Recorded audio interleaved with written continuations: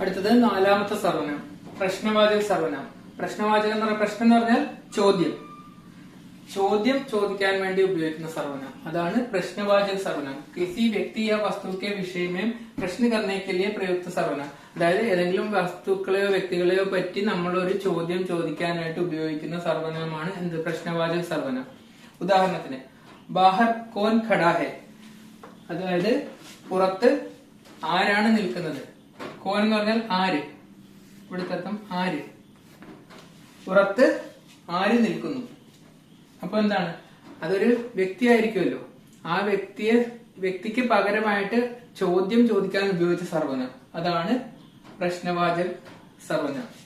ഇനി ഹാത്ത് മേ ക്യാ ഹെ, ക്യാ എന്ന് പറഞ്ഞാൽ എന്ത്, കയ്യിൽ എന്താണ്. കയ്യിൽ ഏതെങ്കിലും ഒരു വ്യക്തിയായിരിക്കും കയ്യിലിരിക്കുന്നത്, അല്ലല്ലോ, അതൊരു സാധനമായി, ഒരു വസ്തുവായിരിക്കും. അപ്പൊ ആ വസ്തുവിന് പകരം നമ്മൾ ചോദ്യ രൂപത്തിൽ ഉപയോഗിച്ച വാക്ക്, അതാണ് എന്താ? പ്രശ്നവാചക സർവനാം.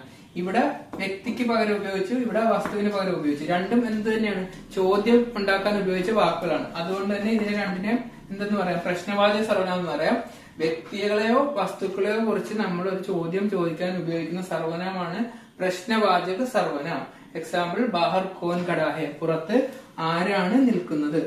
ഹാത്ത് മേ ക്യാ ഹെ, കയ്യിൽ എന്താണ്, കയ്യിൽ എന്താണ്. ഓക്കെ, അപ്പോ ഇങ്ങനെ വരുന്ന സർവനാമിനാണ് നമ്മൾ എന്തെന്ന് പറയുന്നത്? പ്രശ്നവാചക സർവനാം എന്ന് പറയുന്നത്.